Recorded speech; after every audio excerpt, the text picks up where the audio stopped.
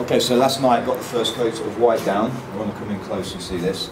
You notice that all the way round, wherever there's thread holes, I just got a little bit of leftover sandpaper, rolled them up and put them in. Now you notice though, there's various spots, if you look right in close here, where it's still flaked slightly. Now that's because, when I finished the sanding, it wasn't exactly perfect. You can still see some little bits of pink coming through, which isn't a problem. It's just that when we come to this stage, we have to put another layer of preparation in. Which means get another piece of sandpaper. I'm using P1200 sandpaper, which is really fine. I'm just going to rip off my piece into a third, so I like to use small parts. So 1/3 of that, and then I'll fold that again into 3. So I've got one little section there that I can use 3 times. Now because this is really fine, it's okay to use on top of this coat in order to smoothen it down before I put the second coat of primer on. So if you come in really close, you'll see we've got these rough bits. Just literally going to rub over them lightly with this sandpaper. Sometimes a bit of the paint will come off, again not a problem because we're going to put another coat of primer on in a minute, but the point is what we're just trying to do is just get it that bit smoother, a bit softer, just like that. By running my finger over it, then I can feel there that it's a lot smoother than it was. Same there, just do the same process over most of the frame. You'll get it in a lot of the nooks and the crannies, as well as on some of the long flat bits of the bike. So we just want to run over with a light bit of sandpaper. As I say, you bring off a bit of paint, but if you're going to do a second coat of primer anyway, it doesn't matter too much, but it's important that you get it at this stage before we put on the main coat. So I'm just going to run over that now. Right, if you come and have a look in here now, where we had these rough bits, you can see now they've been sanded down. Now, obviously it has exposed a bit of the underlayer, but that's not a problem. In fact, that's kind of the point. The point is what we're trying to do is create a flat surface. That's why the primer is called primer, for priming the surface. Ready to go. Now, because I've obviously just sanded it down, there'll be sand on it. So, what you need to do, I use these, the paint preparation wipes, you get them in Halfords, they're only £1 or £2.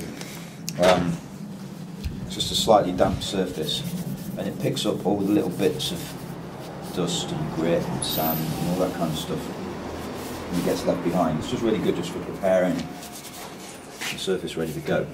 So, quickly spend 30 seconds or so darting over the entire bike with that thing. As you can see, I'm hanging mine quite precariously. This thing at the back especially is just could go at any time, so hence why I'm being careful. Need to make sure none of the fillers that I've put inside the threads fall out, else I'm going to end up with paint in my threads, my screws, and I don't want that.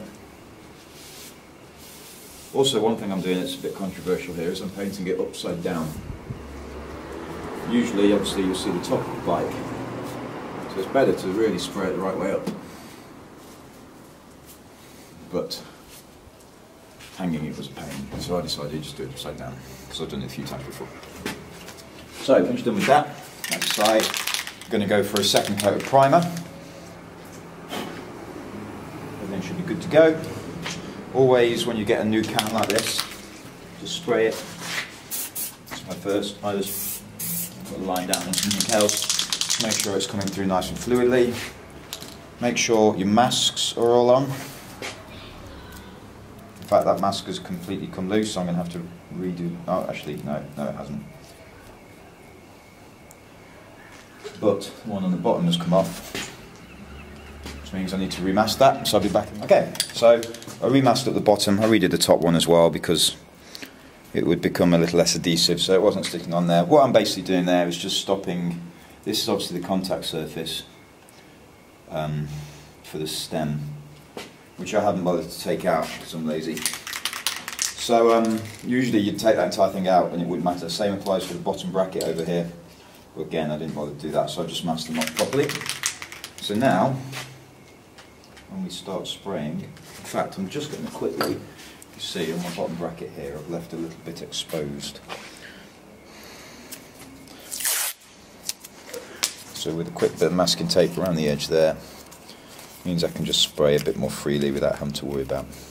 Again, I should have done that originally. Simple, enclosed, done. So now we can get on with the fun bit.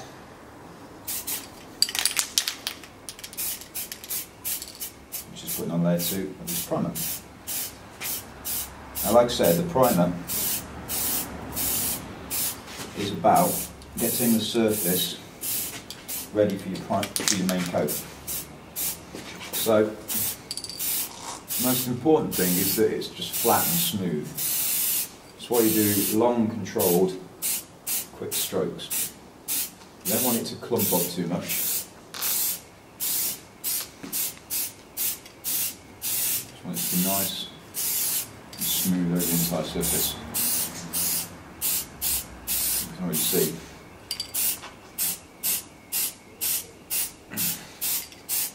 That's coming up nicely there. So if you have a look in that area now where we were originally, you see it's a lot flatter and a lot smoother, and that's going to be really good for when the primary coat goes on. Now this is going to take me about 5 minutes, and then afterwards we're going to be looking at putting on the primary coat on these parts, which, if you remember, did yesterday. So they've been prepared and they're all ready to have their primary yellow put on for the central stripe, which is going to be on those. That's it for now, so I'm going to put my music on and back a bit later.